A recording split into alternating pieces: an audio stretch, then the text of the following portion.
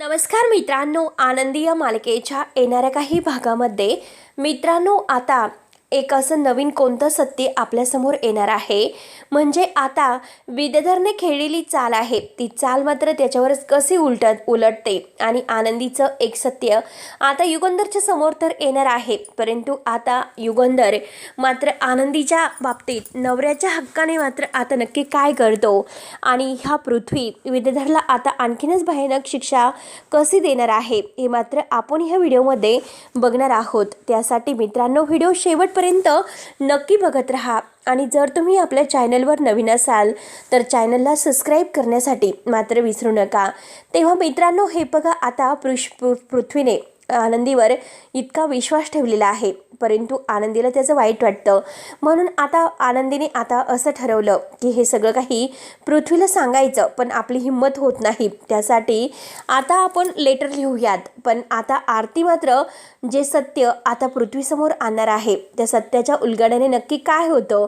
कारण आता पृथ्वीने आता आनंदीला डायरेक्ट तिच्या घरी जाण्यासाठी सांगितलेलं असतं. कारण माहेरी म्हणजे आता आनंदीने इतकं सगळं काही ती करूच कसं शकते. पण जेव्हा आता पृथ्वीला आरतीने हे सत्य सांगितलेलं आहे तेव्हा पृथ्वीचे हे डोळे कसे उघडतात हे आता बघणार आहोत. आनंदीने आता पृथ्वीला लेटर लिहिलेलं आहे, पण ते लेटर बदलून विद्याधरने तेथे मात्र आता लव लेटर लिहिलेलं असतं. कारण त्यामध्ये आता आनंदीने पृथ्वी आणि तिच्या नात्याचं जे काही आता हे सत्य आहे तर ते पृथ्वीसमोर ती मांडायला निघालेली असते. परंतु आता हे विद्याधरने लेटर आहे तर ते बदलून तेथे मात्र तिने आता हे लव लेटर लिहिलेलं आहे. हे ऐकून आता पृथ्वी जेव्हा वाचतो तेव्हा पृथ्वीने ते लेटर फाडून टाकलेलं आहे. पण आता पृथ्वीला इतका राग आलेला असतो म्हणून आता पृथ्वी सगळ्यांच्या समोर वाटेल ते आनंदीला बोलतो. तर आनंदीला मात्र आता वाईट वाटतं. तेव्हा आनंदीला आता जे काही झालेलं आहे तर त्यातून मार्ग कसा काढायचा, कारण नक्की असं पृथ्वीने काय ऐकलं हे काय वाचलेलं आहे हे आनंदीला माहिती नसतं. आनंदी विचार करते की पृथ्वी इतका का चिडला असेल. पण आनंदीचा असा गैरसमज होतो की जेव्हा आता मी त्याला ते सत्य सांगितलं, मी त्याची आई आहे, सावत्र आई, तर मात्र लगेच म्हणजे पृथ्वीला याचाच राग आला की काय. पण पृथ्वी असं का बोलला असेल की आनंदी तुझी असं लिहिण्याची हिंमत कशी झाली. मग आता नक्की काय आहे हे. मग आता आनंदी विचार करते. आनंदी म्हणते की आरती ताई, मी तुला काय लिहिण्यासाठी सांगितलं होतं. आरती म्हणते की हो, मी तेच लिहिलं होतं. तेव्हा आरती आता पृथ्वीला सगळं काही सांगायला जायला ठरवते. कारण पृथ्वी आनंदीने म्हणतो की आत्ताच्या आत्ता तू तुझ्या घरातून चालती हो, इथे तू नाही राहू शकत. परंतु युगंधर पुढे येतो. युगंधर म्हणतो की अरे पृथ्वी काय झालं, तू असं का म्हणजे वागतोस. तर पृथ्वी म्हणतो की आनंदी असं करूच कसं शकते. तर आनंदीने काय केलं असं युगंधर विचारतो. तेव्हा ते पृथ्वीने ते लेटर फाडून टाकलेलं असतं. पण आता पृथ्वी म्हणतो की आनंदीने असं लव लेटर का लिहिलं. त्यावरती आता युगंधर म्हणतो की आनंदी तर कधी असं नाही करू शकत. कारण आनंदी काय आहे, आनंदी या घरासाठी काय काय करू शकते हे आपल्याला माहिती आहे. तेव्हा आता शिल्पाला तेच हवं असतं. शिल्पा म्हणते की हो, आनंदीने नक्की हे असं केलं असेल. आनंदीची हिंमतच कशी झाली असं करण्याची. आणि तेवढ्यात आता विद्याधर पुढे येतो. विद्याधर लगेच आता म्हणतो की हो, कारण आनंदी आणि युगंधर यांच्यामध्ये तर नवरा बायकोचं नातं आहेच. आणि हे नवरा बायकोचं नातं असल्यामुळे आता ते दोघांमध्ये असं तर होणारच. त्यावरती आता पृथ्वी म्हणतो की काका तू काय बोलतोस आणि काका तू आता सुद्धा खोटं बोलतोस. पण आनंदी असं कसं करू शकते. तर पृथ्वी एक विचारतो की एक मिनिट आनंदी, मला तुला एक गोष्ट विचारायची आहे. तुला दिसत नाही आणि तरीसुद्धा मात्र तू लेटर कसं लिहू शकते. तेव्हा आरती पृथ्वीला म्हणते की एक काम कर, तू माझ्यासोबत आतमध्ये चल, मी तुला खरं काय आणि खोटं काही सगळं काही सांगते. तेव्हा पृथ्वी म्हणतो की ठीक आहे. तर आनंदीला टेन्शन येतं की आरतीने सगळं काही खरं सांगितलं नसेल ना. म्हणून आता आरती ही पृथ्वीला आतमध्ये घेऊन येते आणि म्हणते की हे बघ, आनंदीला दिसत नाही यावर तुझा विश्वास तर आहे ना. मग आनंदी लेटर कसं लिहू शकते.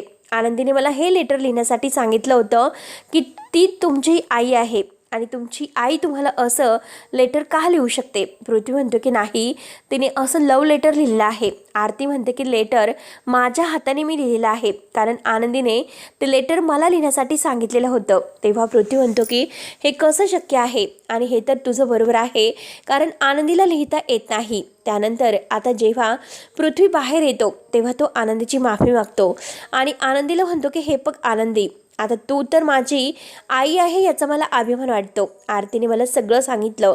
पृथ्वी आता आनंदीची माफी मागतो. पण आता आनंदीला म्हणतो की हे बघ आनंदी, मला आता तू खरंच अगोदर समजायला हवं होतं की तुला दिसत नाही म्हणून, आणि तुला दिसत नाही तरीसुद्धा मी तुझ्यावर असले आरोप केलेस आणि खरंच माझी चूक झाली म्हणून तो आता आनंदीची माफी मागतो. आणि त्याच वेळेस आता युगंधरला फार मोठा धक्का बसतो. म्हणजे आनंदीला दिसत नाही तर, पण तरीसुद्धा आनंदीने आपल्यापासून हे सत्य का लपवलं असेल?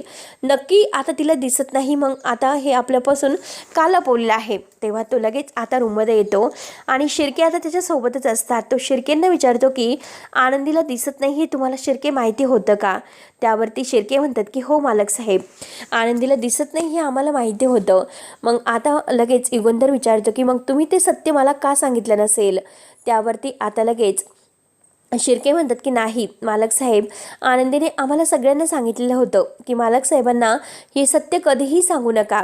तर युगंधरला फार वाईट वाटतं. युगंधर म्हणतो की आजपर्यंत आनंदीने जे काही केलं ते आता सगळ्यांसाठी केलं, या घरासाठी केलं, पण आता इथून पुढे जे काही आहे तर ते आनंदीसाठी करायचं. म्हणून मात्र आता युगंधर काहीतरी आपल्या मनात ठरवतो. आनंदीचं आता सरप्राईज तिला द्यायचं आहे. म्हणून तो आनंदीला म्हणतो की हे बघ आनंदी, आता हे म्हणजे तुला मला आता एक बाहेर घेऊन जायचं आहे.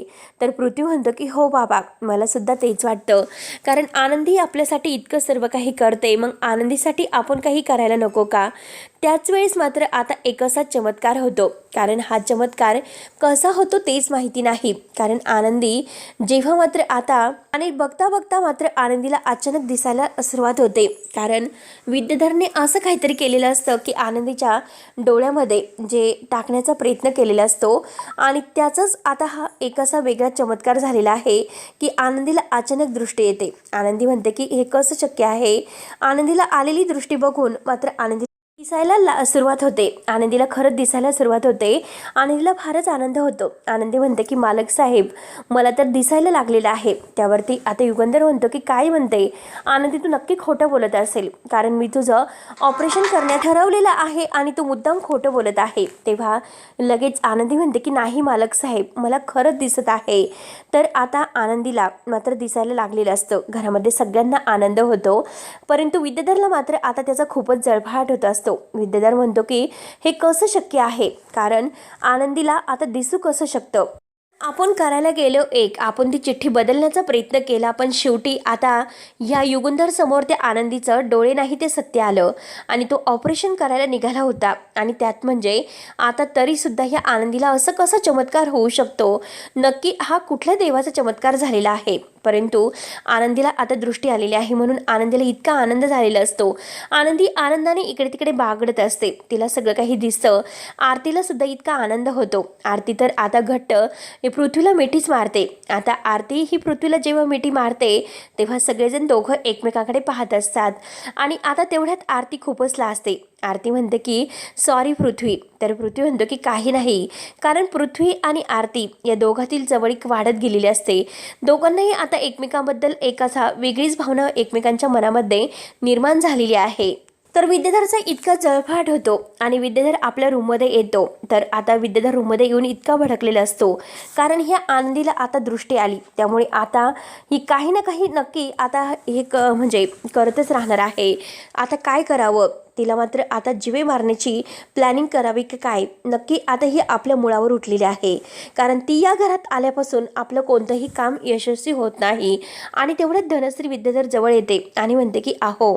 तेवढ्यात आता मात्र तो धनश्रीवर खूपच ओरडतो आणि धनश्रीवर ओरडून मात्र रागाच्या भरात तो धनश्रीच्या डोक्यामध्ये मात्र जोरात एखादा तेथील जे फ्लावर प्लॉट आहे तो उचलून मात्र तिच्या डोक्यात घालतो. आणि जेव्हा आता तो प्लॉट डोक्यात घातल्यानंतर धनश्रीला आता चक्कर येते आणि धनश्री बेशुद्ध पडते. ते आणि त्याच वेळेस सगळेजण धावतच आतमध्ये येतात आणि धनश्रीला काय झालं म्हणून सगळेजण बघत असतात. पण त्या क्षणाला मात्र आता धनश्री बेशुद्ध झालेली आहे आणि तिला घाईने हॉस्पिटलमध्ये नेलेलं आहे. तेव्हा धनश्रीला जबर मार लागलेला असतो. धनश्री आता जीवन मरणाच्या दारामध्ये असते. पण आनंदीने आता धनश्रीला मात्र वाचवण्यासाठी काय काय केलेलं नाही.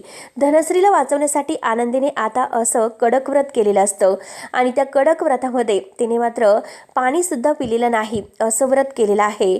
आणि आता हे जे व्रत आहे त्याच वेळेस आता धनश्रीला शुद्ध येते, पण धनश्रीला शुद्ध आल्यानंतर आनंदीने जी सत्व परीक्षा दिलेली असते, कारण तिने हातात मध्ये पेटता दिवा घेतलेला असतो आणि धनश्रीसाठी अगदी मनोभावाने हे व्रत केलेलं आहे. तेव्हा धनश्री कुठे शुद्धीवर येते आणि धनश्रीचे डोळे मात्र उघडतात. तर आता आनंदीला फारच आनंद होतो. तर माई, बापू, शिल्पा या सगळेजणी येतात आणि शिल्पा आल्यानंतर मात्र आता म्हणते की खरंच धनश्री मला म्हणजे धनश्री हे जे काही झालं तर विद्याधरला मी माफ करू शकत नाही, पण आता तुझे डोळे उघडले असतील, विद्याधर तुझ्याशी जे काही वागतो ते चुकीचं वागतो. तेव्हा धनश्री म्हणते की नाही, मला त्या माणसाचं तोंड नाही बघायचं. तर माई म्हणतात की अगं हे पग तुझ्या नवऱ्याने तुझ्या डोक्यामध्ये इतकी जबर वस्तू म्हणजे मारली, पण तरीसुद्धा एका आनंदीने तुझ्या जीवासाठी काय काय केलं, देवासाठी किती कडक व्रत केलं हे तुला काय माहिती, आणि तिचीच कृपा म्हणून आज तू वाचलेली आहे. तेव्हा हे ऐकून मात्र आता धनश्रीला धक्का बसतो. त्यानंतर मात्र आता लगेच हा विद्याधर आणखीनच भडकलेला असतो. त्याला काय करावं काहीच कळत नसतं. पृथ्वी आणि आता हे सगळेजण मात्र आनंदीला म्हणजे इतकं मानायला सुरुवात करतात, कारण आनंदी असं काही ना काही करून पृथ्वी, मिताली ह्या सगळ्या मुलांचं मन जिंकून घेण्याचा प्रयत्न करत असते. असं करत करत मात्र दोघंही मात्र आनंदीला आई म्हणायला सुरुवात करतात. आणि आता आनंदीला इतकं छान वाटत असतं. आनंदीने केलेलं हे कडक व्रत आणि तिच्या जीवनामध्ये आलेली तिची दृष्टी हेच तिच्यासाठी खूप काही असतं. म्हणजे मुलांचं प्रेम तिला मिळालेलं असतं. आनंदी खूपच खुश असते. आनंदी प्रत्येक आता छोट्या छोट्या गोष्टीमध्ये आनंद मानणारी असते, परंतु देवाने तिला जे काही दृष्टी दिली आहे तर तिला इतका आनंद झालेला असता, लाख पटीने देवाचे आभार मानत असते. आणि त्याच वेळेस आता युगंधर आनंदीला म्हणतो की आनंदी मला माफ कर, कारण आत्तापर्यंत मी तुला बायकोचा हक्क न देता फक्त या घरात मोलकरीण म्हणून ठेवलं, त्याची शिक्षा मला झालीच पाहिजे. त्यावरती आनंदी म्हणते की नाही मालक साहेब, शिक्षा आणि तुम्ही तर देव माणूस आहात, तुम्हाला कोण शिक्षा देणार नाही. आनंदीने मात्र आता युगंधरला माफ केलेलं असतं आणि म्हणते की हे बघा, यापुढे मात्र आता मुलांकडे म्हणजे काळजी घ्यायची, मुलांचं लक्ष द्यायचं, कारण समितीताई असते तर समितीताईंनी हेच केलं असतं आणि त्यांचं कर्तव्य आपल्याला पार पाडायचं आहे. तेव्हा मला त्यांच्यामुळेच चमत्कार झाल्यामुळे दृष्टी आली की काय, आणि खरंच आता म्हणजे युगंधरला खूप छान वाटत असतं. तो आनंदीला खूपच अगदी खुश ठेवण्याचा प्रयत्न करतो. तर मित्रांनो, पुढे नक्की काय होईल हे बघायला विसरू नका. तोपर्यंत धन्यवाद.